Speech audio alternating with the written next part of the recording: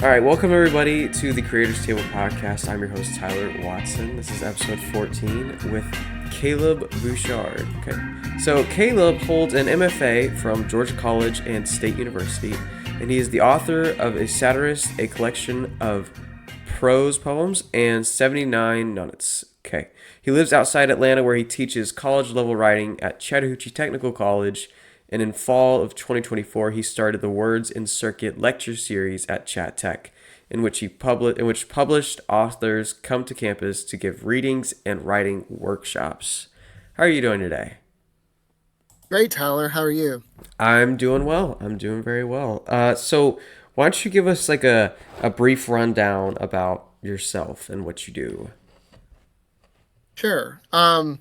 Well, I think kind of the main reason why you invited me on here is because I am a writer. That's kind of my, I don't know if you want to call it calling or mission or Yeah. whatever. But that's kind of the one of the big things that I identify as a writer. I write poetry, fiction, and a little bit of memoir. So I'm kind of all over the place. Hmm. And then beyond that, I also teach English at Chattahoochee Technical College at the Woodstock campus. Gotcha. So I guess And that those are kind of the two big things. yeah, yeah, and for like the listeners, he was my English teacher, and so that's why Right. I had him on because I was like, you know what, this would be cool, you know. And I haven't Right. had anybody who is. It's funny because I've had a lot of people who, like I've had like people who do animations. I've had people who write like short film stuff, but I haven't had anybody who's a sole like writer. Mm, I haven't had anybody who's written any books or anything like that. So this is a little bit more variety for the listeners. So I think that'll be nice, definitely. sure. So tell us about like what was your first I mean, what made you think that you were gonna, or what made you want to be like an English teacher, basically? What was that first kind of calling? Oh gosh. Well, I think so. I went to, as you said in the bio, I went to Georgia College and State University in Milledgeville to pursue a master's in creative writing. And Okay. at that time, even as I entered the program, I didn't see myself as a teacher. I had no interest in teaching. But part of the program is part of your funding package is that you have to teach like 1101 and 1102. So you're working as a teaching fellow. And it was during that process and those experiences that I thought, okay, like I'm not half bad at this. And so I just kind of pursued that. Even though writing kind of is the thing I think about first thing in the morning and last thing at night. Yeah, yeah, Um, I know it's like so like like your dad kind of disciplining you, but like you have to do something to pay your bills. yeah, yeah, Um, so as much as I would love to, I don't even know if I would love to.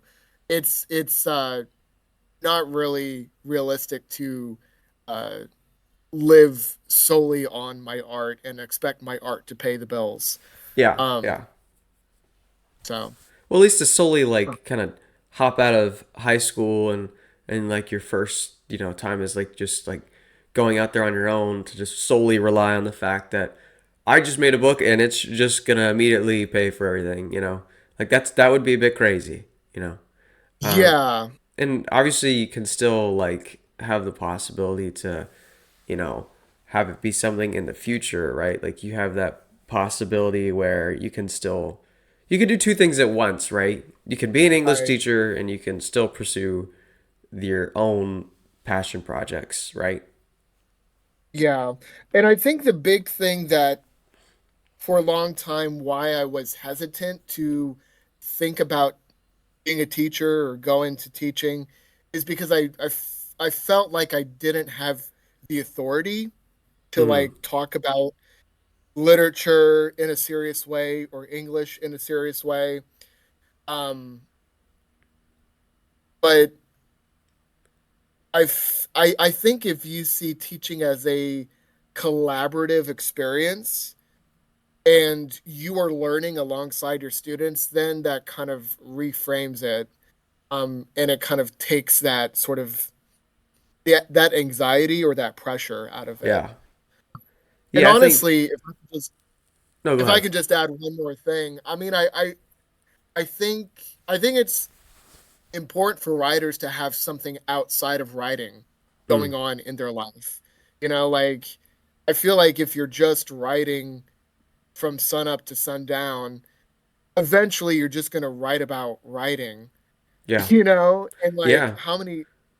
honestly, how many people want to read about that? I mean, that just Yeah, I that's true. I'm I don't think I would want to. So teaching is a way to kind of mix things up and add some variety to life.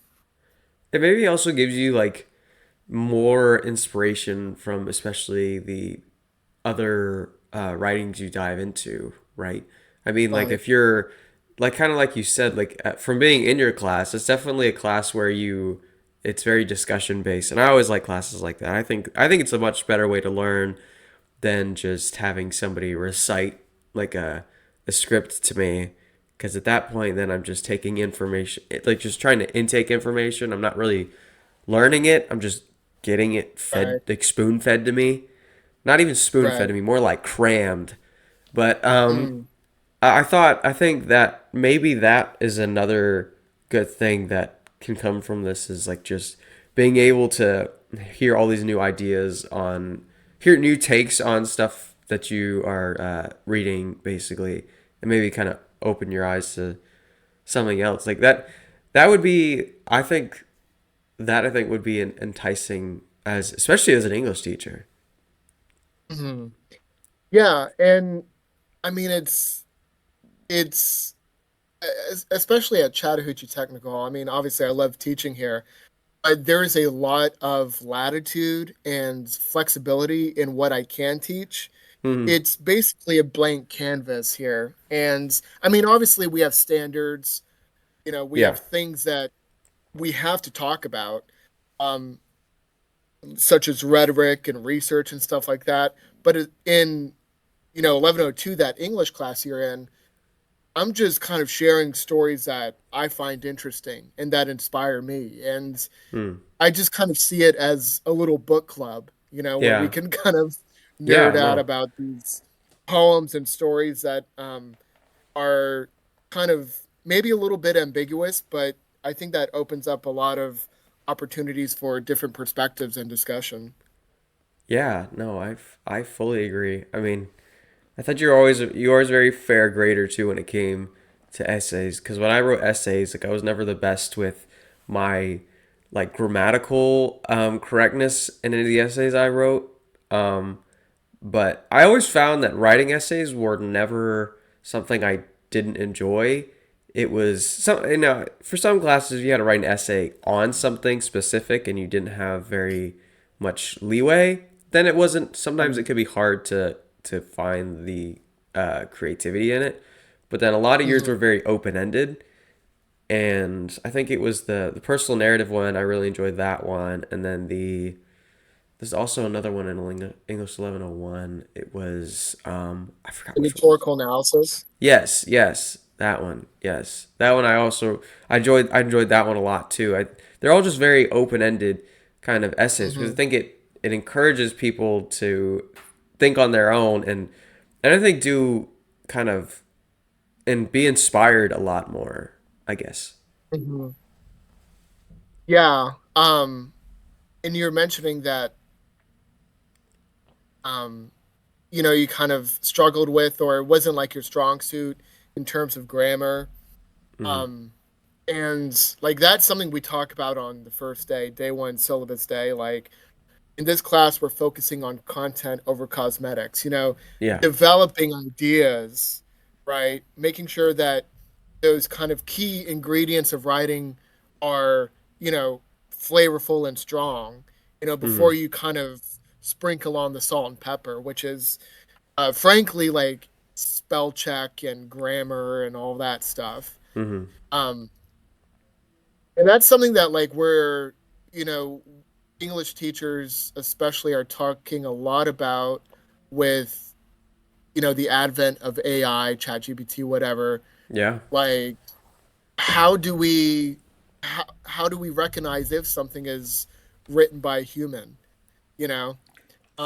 And sometimes you'll feed a prompt into ChatGPT and it'll be grammatically flawless, no misspellings, like, Hmm. it's very kind of polished academic writing, but there is no personality on the page. There is no heart. Yeah. Um, and I think as English teachers and frankly as writers, just generally writers, are having to uh, kind of reevaluate what makes strong writing. Like, is it the cosmetic things, like making sure you don't have comma splices, or Yeah. making sure that everything is spelled right, or is it having an original argument? Is it like telling a life experience in a unique way that only you can tell it? Yeah. Anyway, I'm rambling. No, I agree. I fully agree. Yeah, I think it's definitely something. AI is definitely something I think a lot about. Because as Hmm. there's been times where I, you know, like there's been times where I was like I had a blank on something I could do for like a video or something like that, and I was like, you know what, let's see what AI thinks. What are some random things that I could grab?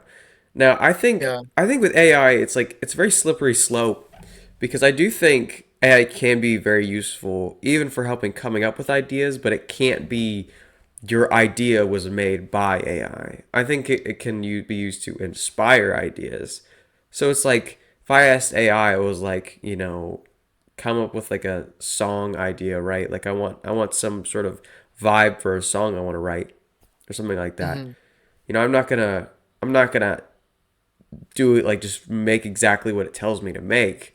I'm gonna take that idea and I'm gonna take my own spin on it. You know. Right. So being like, hey, AI, write me an essay, that's wrong. But because it's just not gonna have that flair to it, right? Especially if you're writing like a Right. story and not a like a kind of more of a educational, I guess, essay, right? But Right. even then, it might not even have a little bit as much substance, I guess. Um, might feel a little bit like kind of like kind of reprocessed, I guess, from Hmm. somebody Yeah. else.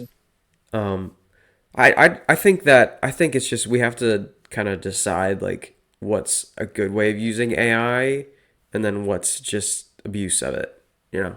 Well, yeah, and I mean, this is probably not the most this might be a controversial thing for an English teacher to say, but sometimes the mistakes are, you know, sometimes the mistakes can be interesting, you know, Yeah, yeah, flaws can be interesting, or when not just a writer, but a painter or a musician, like when they take a risk and it doesn't really, it kind of backfires. yeah, yeah, Um, that opens up an opportunity, because yeah, that's a very, not to like bring up that kind of icky word failure, but failure is a very human experience. And yeah. we learn from failure. We learn from mistakes and sort of Hmm. risks that don't pan out. So um honestly, like I enjoy reading essays that are kind of a little rough around the edges, Yeah. but that there's like there's a pulse on the page. So what is Yeah. that? Maybe that dives us into our next topic, I guess. Like, um, has have there been essays you've had to read in some of your classes that like is it very easy to kind of grab an essay and then find those ones that you immediately are like, okay, this is actually pretty good, right? Is it very, because I know you probably have to read a lot of essays. You're probably doing a Mhm. lot of grading. So is it one of those things where it's very easy for you to see those ones that stand out, I guess? Yeah, I mean, I think the ones that stand out are the ones that um I'm able to cover up the corner of the page and say, oh, this is definitely Jessica, for example, Yeah. speaking to me right now. And it just, the strongest essays are the ones that feel like a conversation, you know, Yeah. Yeah. like, like I'm having a cup of coffee with the writer and they're just telling me their thoughts about Cathedral by Raymond Carver, for example, Yeah. or like a Dave Chappelle stand-up special that we watched in class. And I mean it's yeah, it's I think that those are the essays that stand out to me the most. And even the ones that um are a little bit critical of it, because in class it's so easy for students to be like, "Oh yes, this is a strong piece of rhetoric," or you know, uh Cathedral or Facing the Music by Larry Brown, those two short stories we look at, these are strong pieces of literature, Hmm. just kind of automatically assume that it's a it's a great piece of writing or a great piece of rhetoric just Mm. because the teacher has assigned it. Yeah. Um like I think it's more interesting when you hear from a voice that is contradicting that. And it's like, well, what about this fallacy? Or like, why didn't the writer do this? Mm. I like those essays as well that kind of take a more critical approach, even if I disagree with it. Yeah. It's kind of like how, it's, I feel like that's kind of how progress works, I guess, is just by people with different opinions and they're expressing that, right? That's the only way things actually change is if you Yeah.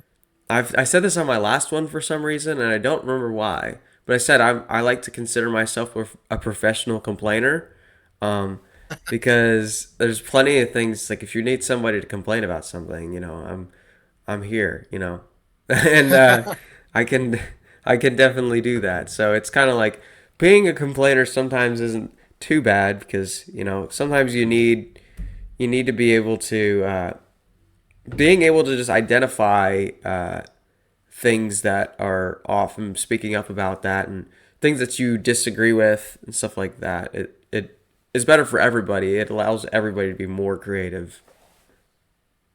Well, I mean, like when you complain, it just shows that you're paying attention, Yeah, that's true. Yeah, that's true. like like you're thinking critically. I mean, not if you're complaining all the time, that Yeah. can be a little bit uh irritating Yeah, of to a course. certain point, but like it just shows that you're absorbing the world around you, and like you have higher expectations.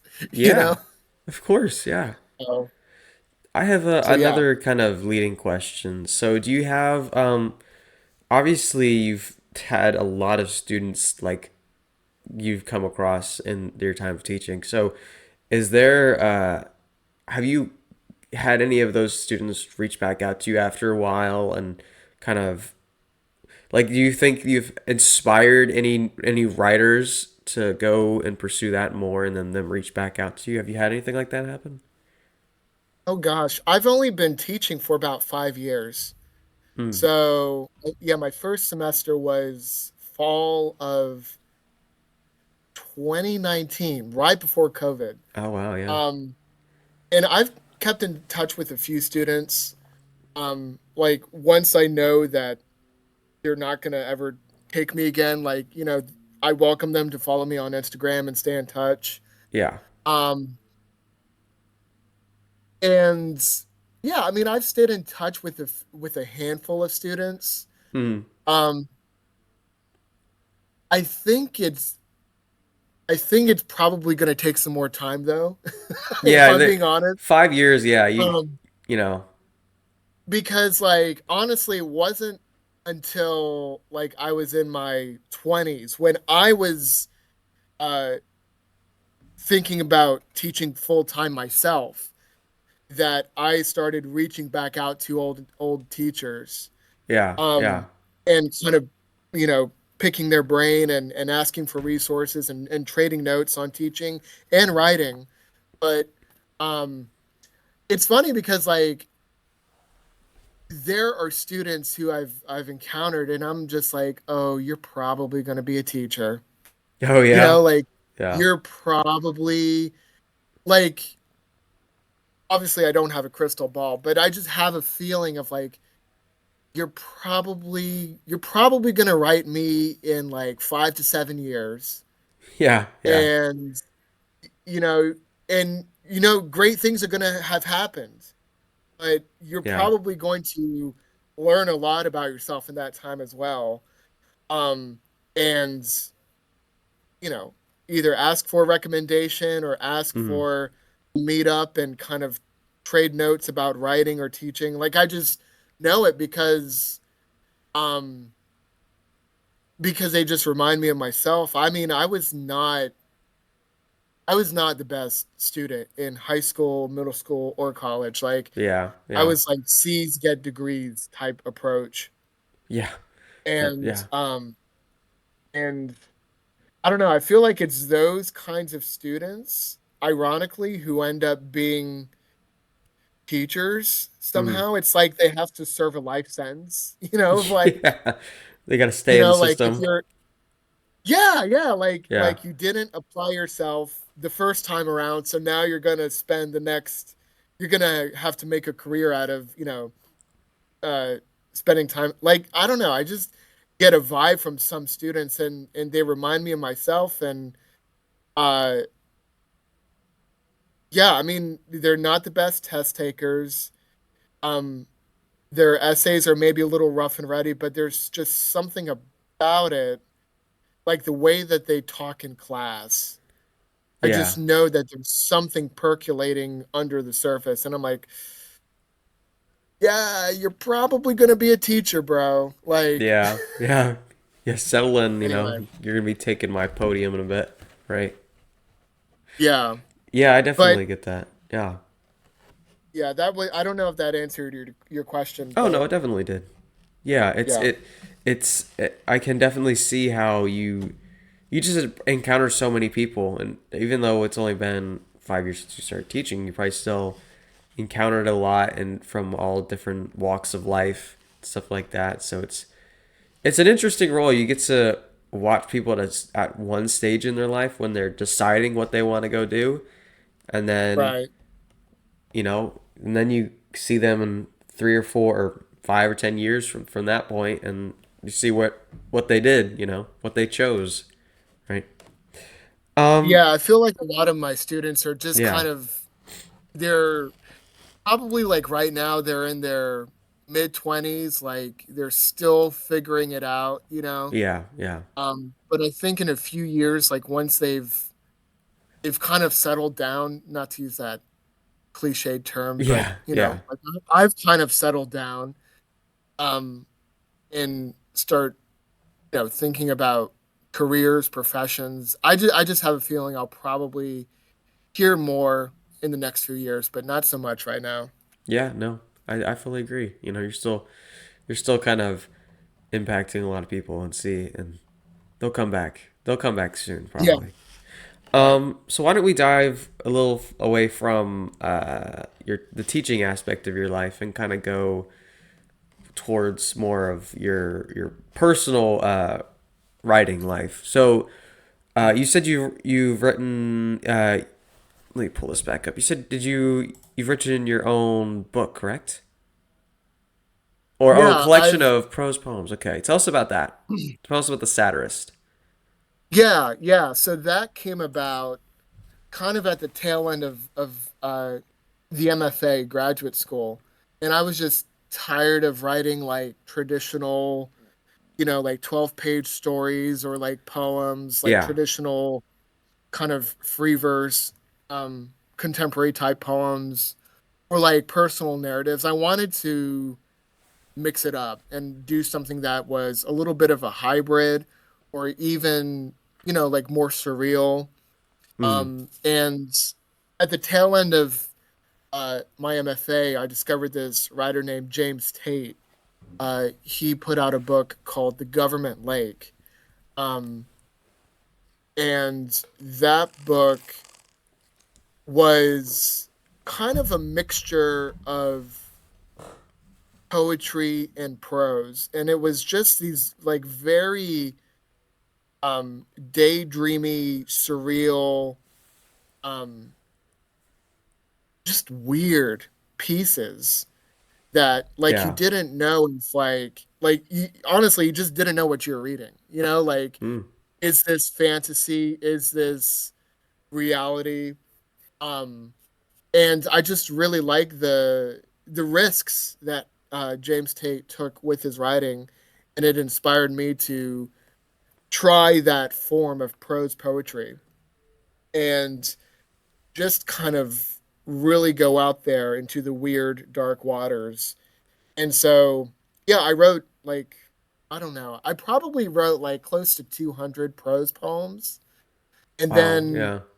uh, and then, I mean, like most of them were crap, were like Oh, well. total unredeemable. Like I would never show them to anyone. They'll never see the light of day, crap. But there was like a handful of them that I was like, okay, like I could do something with this. Mm. And I shaped it into a manuscript, and that's the satirist. Wow. Yeah. It's kind of like and how long did this take you? So I probably wrote my earliest prose poems maybe in like 2020, because that's when I discovered James Tate. And uh, for a while, I was just like writing, like just cranking out like two or three prose poems a day and Mm. submitting them to literary journals. And I did that for maybe like a year and a half. And then once I felt like I, kind of hit critical mass, like I'm done generating, drafting, etc., I started editing and revising them, and that took um, another year and a half. Yeah. And I released it on like the day before my son was born is Oh, when wow. I released it. Yeah, and it was not planned that way. Huh. Um, but yeah, I went the DIY route and self published it on Amazon. Yeah. So yeah, about 3 years all That's told. awesome. That's really awesome. Yeah. Yeah, that's that to have it to have it like I like these long projects. It's something where it almost kind of like I don't know if I could like a lot of the projects that I've done over the years, like it's one of those things where I was able to get it done within 3 months, but they're very small things. Because Mm, I'm impatient, you know, like when I have an idea, like I have the idea of the finished product in my head, and I'm so mhm. ready to get to like make that happen. So when I hear like about these like 2 3 year long projects, it's like it's really cool because I think you just take your time and you just keep working on it, and it's cool to see how a lot of these things develop over time. Yeah. Well, I So, think the thing that was oh, go ahead. useful with this, sorry, I think the thing that was useful with the satirist is that it wasn't like I wasn't. It is a big project, but it's made up of a lot of small parts. It's like 50 or 60 pieces in there, and so it just felt like a bunch of like tiny little tasks Yeah, that built up to a bigger thing. So that helped me get through it. Was like, when you write a novel, like you are living with those same characters in that same world and that same kind of plot line for years and years, and I could not do that. That yeah, sounds really grueling and really boring and tedious. yeah, But yeah, um yeah, it's just a little bit different when you do have like, and this is something I tell students, whenever you're able to like take a big task and break it down into smaller tasks, that's always a good move. So that's yeah, all.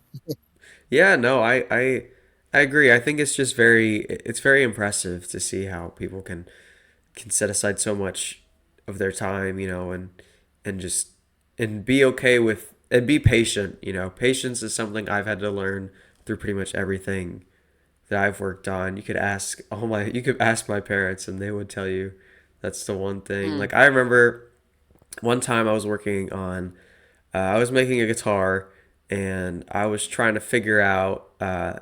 I had an idea for this guitar, right? And so I started working on it, and I remember one time I was just so like, because I get to where if I have an idea and I think about it that night, then my night's ruined.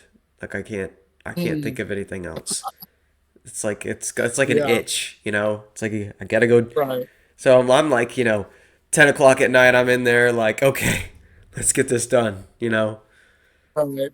which has been good. Whenever I started making them for people, it made it to where like I'd have it done in like a few weeks, you know. Mm, But I think it was just because I was just really, really looking. I hated the in between process, I guess, right. but I rush things every Yeah. now and then and it screwed things up. But being able to be patient is a huge, huge thing. So I Yeah, for gotta. sure. Oh, go ahead. Oh, no, no, no. That was it. Oh, okay. Well, I was gonna ask. So have you met any interesting people around writing over the years? Uh, yeah, for sure.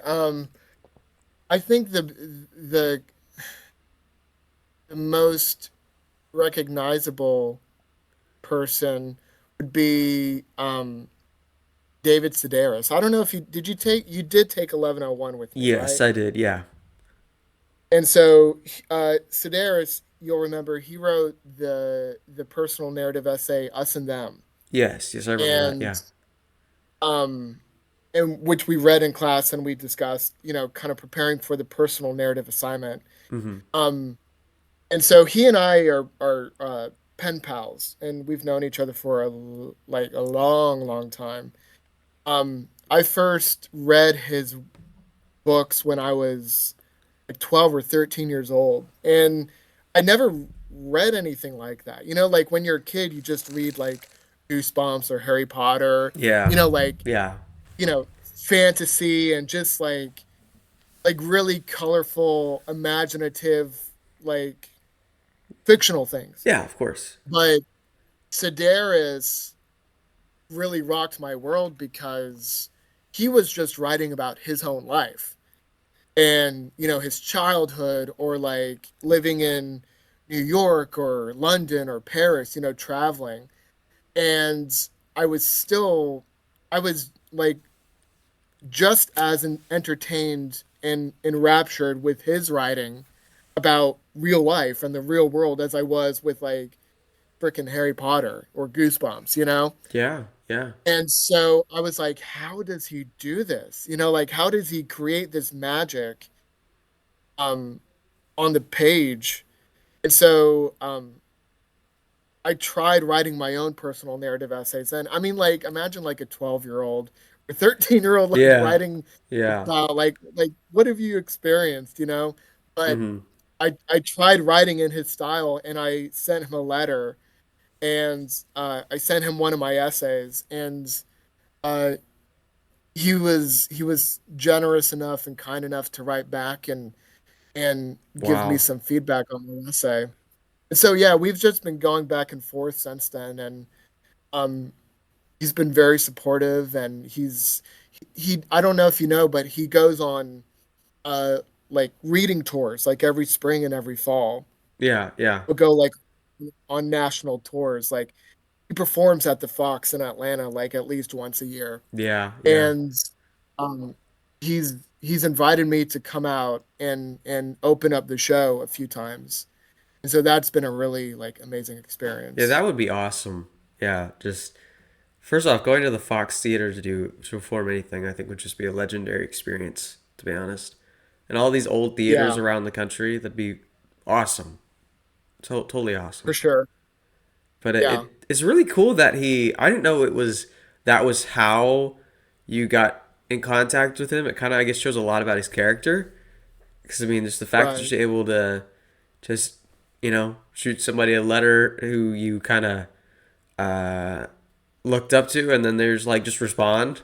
Then Yeah, a few years later, you're opening some of his shows. I mean, that's pretty crazy coincidence. for sure. Yeah, I mean, and he's just like very he spends a lot of time with his readers. He's very generous um with his time. Like if you go to a Sedaris show, he's always signing books after. Yeah, And he'll spend a few minutes with each person. And people in the line complain because his lines can go on for, 5 or 6 hours because he's like you said, he's very patient with people, yeah, yeah, and very generous. Um, and he wants to create a memorable moment with everyone who comes to one of his shows, which yeah. is like not the norm No, whatsoever no, with it's not. book No. signings or concerts. Like he's very grounded and connected with his readers. Yeah, my dad's big on sports autographs and stuff like that. And from going from Mm, those things and stuff like that, like I've gone for some reason I've just gone through all these like autograph signing lines and stuff like that. And I remember one time there was a cartoonist, and he was a voice actor for a cartoon called Courage the Cowardly Dog. I don't know if you've even heard of that. yeah. Have you heard of Was that? he the dog? Yeah, he was the dog. Yeah. Oh man, dude, I love that show. And so Well, he was I've at seen it. Yeah. Atlanta Comic Con at the George World Oh, Congress cool. Center, and I went to get in his line because there was like two people, and I'm like, oh, this will take only a second. I'll just go and I'll say hi. It probably took me like 40 minutes in that line because he sat there and talked with a dude for like 20 to 15 minutes for each person, and it finally got to me, and he came over and hugged like my entire family. Oh It, my gosh. it was just it was crazy. And whenever you have people like that who really take the time, which he only had three people in his line to be fair, so it's like I kind of hope you would, but it's really special when it's really special when somebody like that takes the time to recognize and really connect with those type of people. Yeah, for sure. So I think it really shows a lot about them, and that they're not really, not to say like anybody who does just kind of pass people through their line, it's not to say anything against them necessarily, but I would say it shows kind of like how you're more just appreciative of the fact that people are appreciating what you make, like your art, right? Rather Right. than the actual just the the success of it, you know Mhm. it's like it's not the number of people who enjoy your work, it's the people who enjoy your work and why. Exactly. Um so I got a question a little bit more off the path a little bit. It's a little I implemented this one recently. What is a piece of media that you unapologetically enjoy that might shock others, aka a guilty pleasure, if you have one? Yeah, I mean, I don't know. I would not call this a guilty pleasure Yeah. because I do not feel guilty about it whatsoever. I mean, That's fair. if you look at my Instagram, I am not like shy about it. But my girlfriend and I are huge fans of RuPaul's Drag Race. Oh yeah. And yeah, and like we are, and it's again going back to the pandemic, we started watching it in 2020 during lockdown, and we just devoured like all the seasons, a lot of the offshoots, and like started going to like drag shows, drag brunches. Like Wow, awesome. I'm a big fan of like anything drag related. Um, I'm obsessed with. Yeah. Yeah, So no, that's definitely all of my answers have been uh very like a lot of people just didn't really have one, but I like the people who was like, it's not necessarily something that you need to feel guilty about. Like you don't necessarily feel guilty about it. Like some people are like, like I really like ketchup, right? You can be happy that you like ketchup. It's just maybe something right. that people might not expect, and that, yeah, I definitely I definitely get that for sure. And honestly, COVID was just an eye-opening time for everybody. I feel like everybody discovered all different things that they liked and were interested in COVID. Like that was a turning point for a lot of people's creative mind, I guess. Right. Yeah, yeah. So what are like some has there been any like pieces of media or art that have, it kind of sounds like you might have slightly answered this one already, but pieces of media or art that have kind of inspired you over the years, whether it be as a child or as a teacher, any of the above? Sure, yeah. Um, I mean, I think Sedaris and his books, like, I would say that they were probably the most revolutionary for me. Yeah, yeah, Um, just because, and I would have, discovered him eventually. If I had not discovered him as a teenager, I would have read him in college because he's taught a ton in high schools and colleges. But I don't know, the timing of my discovery was super um was just very meaningful because he was just one of those writers who gave me permission, yeah, to write about myself and to try to find the extraordinary in the ordinary, and not to yeah, try too hard to make things more interesting than they were. yeah, Like every moment of every day has the potential to be like a fantastic, funny, exhilarating moment. It's just yeah. really about your perspective. So yeah, I mean, I would say Sedaris was probably the most influential uh, Mm. during middle school, high school. I mean, I read a ton. I read a lot more then than I read now, honestly. Um, in high school, I was really impacted by Henry Rollins, Oh yeah. who was the lead singer of Black Flag. And even more than the music, like even more than punk, I was really into punk during that time. But even more than the actual music, I really enjoyed his books. Mm-hmm. Um, like me, he self publishes like all of his books. He has his own book company, 1361, and he publishes, well, not so much now, but when he was touring with Black Flag and later with his other band, Rollins Band, he would keep these tour journals Mm-hmm. and, like touring all around the world, Yeah, yeah, US, like name a continent, he's been there. yeah, yeah. I got And you. it was just really fascinating to like read those um kind of um just like those very like intimate journals of him like on the tour bus, you know, Yeah, yeah, after the show, like sweating and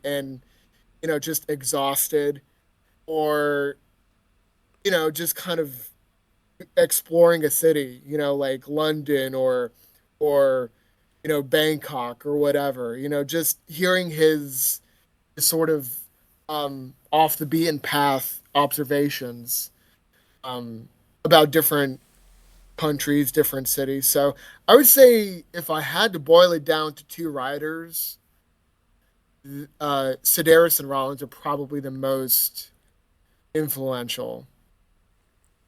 yeah. No, I think it sounds like these have been two like,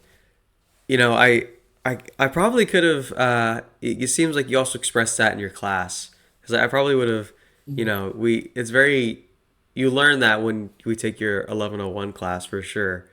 You know, which is good though. Mhm. I think you should like share what has inspired you with the people Mm, who you're teaching for sure. Um, yeah. so I guess that would I'm gonna kind of bundle my last question because I feel like this would maybe kind of help you answer. what are some difficulties you have ran into, and how would you give somebody advice to get through them who are also going through those same difficulties? Sure, yeah. In terms of writing, you mean? Yeah, and in terms of writing, like what are some difficulties you ran into, and what advice would you give to people going through that same situation? For sure. I would say with writing specifically, the biggest sort of challenge or adjustment that I experienced was having a kid. Um, in graduate school, if it's a good program, they're going to expect you to write a lot, Yeah, and yeah, if you're if you love writing, you won't mind that. Like, writing is going to be your primary focus, your primary job, and getting better as a writer. yeah, yeah, So I went I went from an environment where like writing was number one. Everyone around me was writing. I went to writing workshops. I went to readings. I read a ton. It was like my entire world for a few years. So I went from that environment to very shortly after grad school. Um, within a couple years, I had a kid, and mm, when you're when you're staying up at all hours of the day or night, and you have to deal with a puking, crying, sickly little kid, at two yeah, o'clock in the morning. yeah, Suddenly it doesn't feel so important the next day to wake up and like write a prose poem. yeah, yeah. Um, so that was a big adjustment, and it was the first time that like writing was not the main star in my life, Mm, like my guiding star. I yeah, think when you have a kid, like there's just a lot of like it reprograms your brain. And yeah, you realize that there's a lot of noise in everyday life. Um from people, from, lots of different things.